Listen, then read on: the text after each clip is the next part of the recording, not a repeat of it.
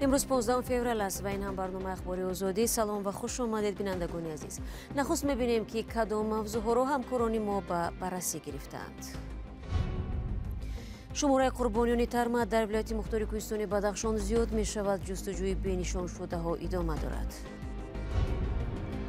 در تاجیکستان یک گروه از همجنسگرایان برای دیده و دانسته آلوده کردن دیگران با بیماری های سیرایتی بازداشت شدند.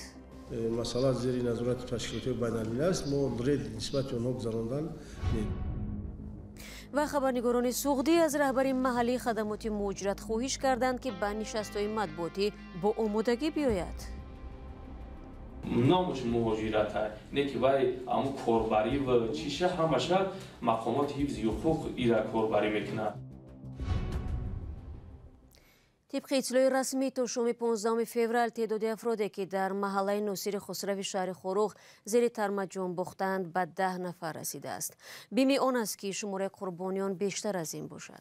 صبح امروز در شهر خروغ مرکز ولایت مختار کوهستان بدخشان ترما فرآمده 22 خانه استقامتی را قسما و یا پورا نابود کرد.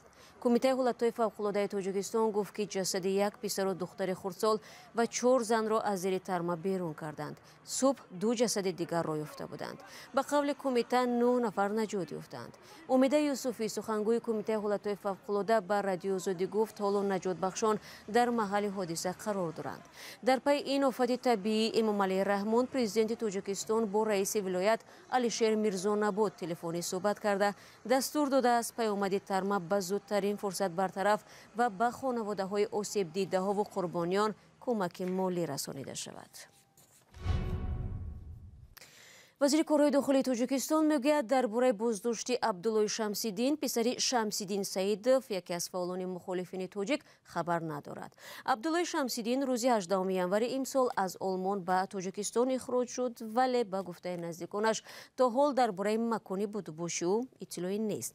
رمضان رحیم‌زاده وزیر کارهای داخلی 15 فوریه ضمن نشست خبری گفت درباره استرداد عبدالله شمسیدین از رسانه‌ها آگاه شدند. باز کدام موضوعها در نشستی این نهاد صدا داد از گزارش براد یوسفی و مولا رجب یوسفی میفهمیم.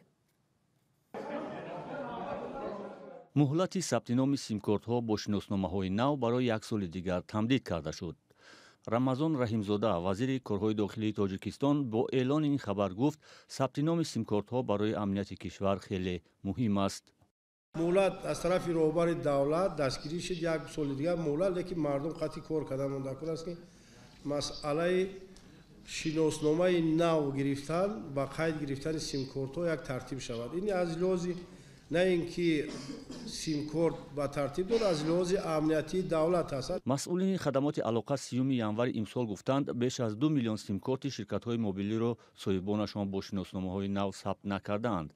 الهام جان عطایف معاون رئیس خدمات علاقه گفته بود از 2 میلیون و 15 هزار سیم کارتی که صاحبانشان آنها را از نو ثبت نام نکرده‌اند 882 هزارش فعال هستند.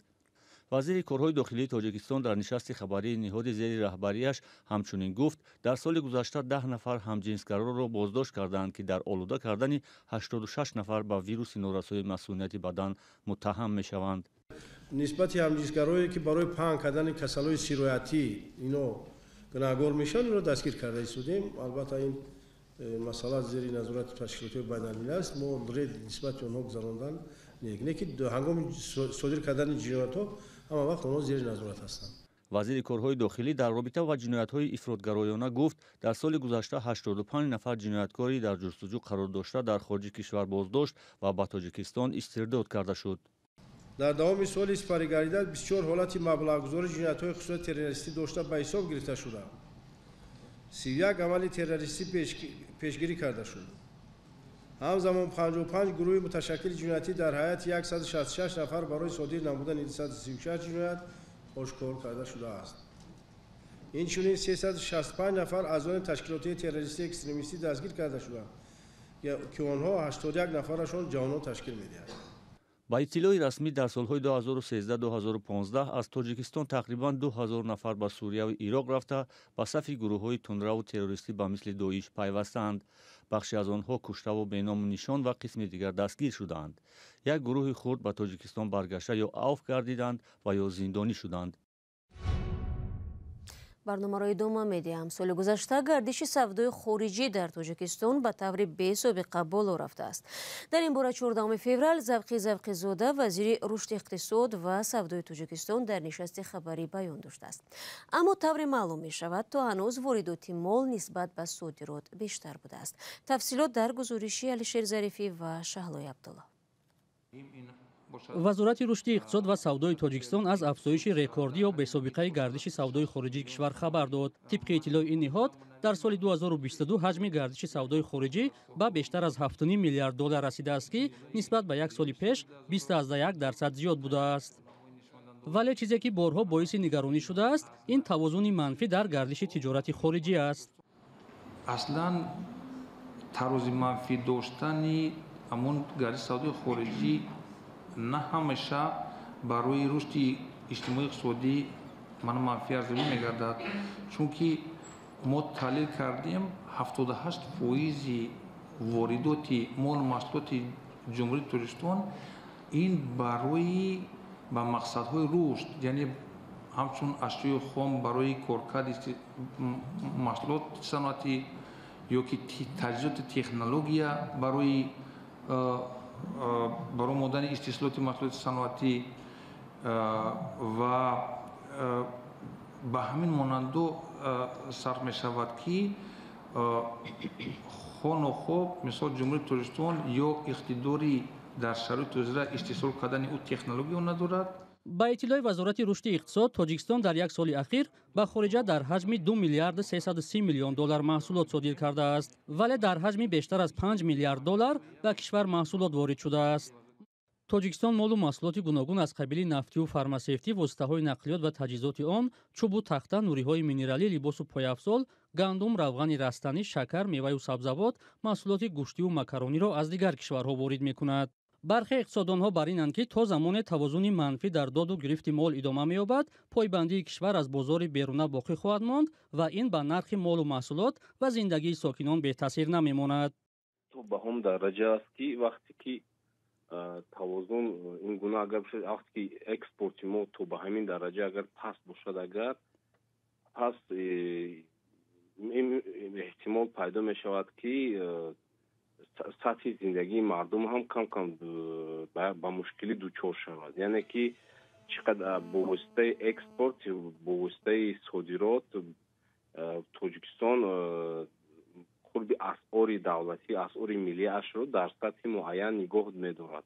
هنگامی که اگر اکسپورت کم شود، اگر در این حالت قربای اسعار گرانتر شده میگن، قربای اسعار خارجی، این به زندگی، به حیات نیکوحالی مردم تاثیر خود را میرساند. در بیشتر از 30 سال اخیر توازن سودای خارجی تاجیکستان همیشه منفی ارزیابی می شود. در گذشته کارشناسان بارها تاکید کردند که برای برابر نمودن توازن گردش سودای خارجی، بلاک اقتصادی کشور باید به مسئله تشکیل کارخانه‌ها و افزایش استحصال محصولات رقابت‌پذیر توجه بیشتر دهند.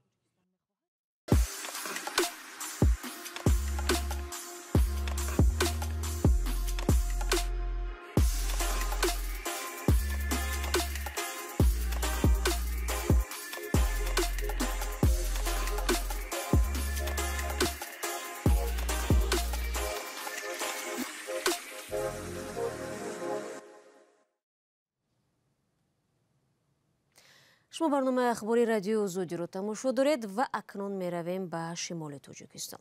به فرق از نشست‌های خبری نهادهای دولتی ولایت سوخت، محفل سرداری خدمات مهاجرت این ولایت روزنامه‌نگاران را ناراضی گذاشت. سوال اساسی آنها به مرگ و میر مهاجران تاجیک در اوکراین ربط می‌گرفت، ولی سعید کمالزاده به تکرار میگفت از این چیزها خبر ندارد. از این همایش فرزان محمدی گزارش میدهد که با هم میبینه. شما در سالونا جنباس میکنید، جنباس اونجا البته میگه که چقدر مهاجر در سال 2022 یا 2023 با مهاجرت رفت، چقدر برگشت، چقدر خاکی.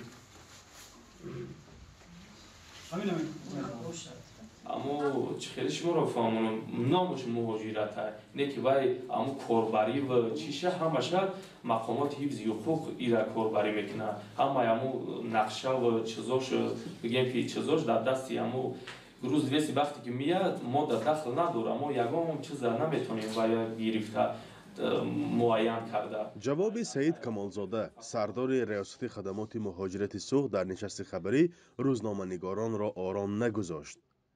нисфе аз иштирокчиён мехостанд ба як савол чӣ қадар муҳоҷирони фавтида аз Украина оварда шуданд посух гиранд. аммо ҷавобҳои ин мансабдор ғайриқаноатбахш буд. мо надорем барои ки хеле маълумота ёки аз хадамот ба парагӣ метавонем барои ки сравненияи мо қадар чӣ нест хадамот ёки кадом хадамот хадамоти мо вазораташон вазорат метавона ин маълумотро не шумо намояндагии ин хадамот дар вилояти суғд ку бале фаҳмидам. Саид Камолзодаи 25 сола як сол пеш ба ин вазифа бо фармони Ширин Амонзода, вазири ҳамакнун собиқи меҳнат, муҳоҷират ва шуғли аҳолии Тоҷикистон таъин шудааст. рӯзноманигорон мегӯянд аз ин мансабдори ҷавонтарини вилояти суғд дар нишастҳои хабарии қаблӣ ҳам ба саволҳои худ посухи дақиқу пурра намегирифтанд. шумо бояд бигӯем ки чанд кас бо кадом сабабҳо мурда омад. ин баръакс ба фоидаи кор аст. вақте ки мо сабабу омилиш мегӯем овозаҳои беасоса бартараф мекунем. барои мин хоҳиш мекунам минбаъд ҳамин савол ба шумо омода шуд гӯед. як рӯзи я ду рӯзи сабр кунем ҳамин ҳамаш мебурояд биам ба мақомоти ҳифзи ҳуқуқ метавона шуморо ҳамин ҳамаи маълумоти пафта кори мо намояндагии мо дар мисол Федератсияи Россия асос чия? Асос қарзе ки мисол аз ҷониби тоҷико корхонаҳо наметавона дода вай меравад кӯшиш мекунад ки ҳам қарза бигира баргардона ба хели тоҷико. мақсад масъалаи фавда мардум ҷамъ мешава мардум боз ман бигӯм чӣ хеле мешава мардум ҷамъ мешава вай пул нест вай дар уҷа ки чӣ хеле мурда меяд мисолан рӯз 200 чӣ хеле меяд дар Тоҷикистон мардум ҷамъ мекунанд мисол диаспоро ҳисоби диаспоро мардум ҷамъ мешавад чанд каси чанд пуле ки даст ёрдам карда метавонад амуро ҷамъ мекунанд баъд роҳӣ мекунанд баъд мақомоти ҳифзи ҳуқуқ амира ба қайд мегиранд. намояндагони дигари ин ниҳод гуфтанд ки ҳоло зиёда аз 1100 сокини вилояти суғд дар Украинаанд. аксарияти онҳо аз шаҳри Конибодом ва боқимонда аз ноҳияҳои Ашту Айнӣ ва Зафаробод буданд. ҳарчанд Саид Камолзода дар бораи ҷасадҳои овардашуда аз Украина иттилоъ надод, вале дар маҷмӯъ соли гузашта наздик ба 300 тобути муҳоҷиронро ба суғд оварданд ки марги қисми аз онҳо фоҷиавӣ дониста мешавад. ин баҳси рӯзноманигорон бо мақомдори вазорати меҳнат, муҳоҷират ва шуғли аҳолии суғд дар ҳолест ки президент Эмомалӣ Раҳмон чанде пеш дар ҷаласаи ҳукуматӣ аз интихоби нодурусти кадрҳо дар ин ниҳод шикоят карда буд. ба гуфтаи ду ширкаткунандаи ҷаласаи солонаи ҳукумат дар 24 январ Эмомалӣ Раҳмон гуфтааст Амонзода дар вазорат сиёсати нодурусти кадриро ба роҳ монд ва аз кор ронда шуд. Ширин Амонзода рӯзи 25 январ гуфт дар ин бора чизе гуфта наметавонад. Фарзон Муҳаммадӣ, Радиои Озодӣ, шаҳри Хуҷанд. ва шумори қурбонёни зилзила дар Туркия ва Сурия аз 40 000 нафар бештар шудааст. Телевизиони давлатии Туркия рӯзи 15 феврал гузориш дод ки токунун марги беш аз 35 000 дар Туркия ва наздик ба 6 000 дар Сурия таъид гардид. омори монандро хабаргузории Франс Пресс, BBC ва Алҷазира ҳам нашр карданд. ҳамзамон бо ин роҳи наве барои кӯмакрасонӣ ба шимоли Сурия ки дар назорати нирӯҳои мухолифи режими Башор Асад аст боз шуда ва ҳудуди 11 мошини пур аз кӯмакҳо ба ин минтақа ворид шуданд. Созмони милали Муттаҳид шаби гузашта кӯмаки $397 миллион барои зарардидагони Сурияро дархост намуд. Тафсилотро метавонед дар вебсайти Радиои Озодӣ пайдо кунед. Ба поёни ахбори Озодӣ расидем, вале нашри хабарҳо бо аксу видеоҳо ҳар соат дар сомонаи Радиои Озодӣ ва ҳамин гуна дар саҳифаҳои Радиои Озодӣ дар Facebook, Instagram, Twitter, Telegram ва TikTok одноклассники идома мекунад. агар худи шумо ҳам шоҳиди хабару ҳодисае шудед, бо мо тамос бигиред. то барномаҳои фардо худро эҳтиёт кунед ва худо нигаҳдор.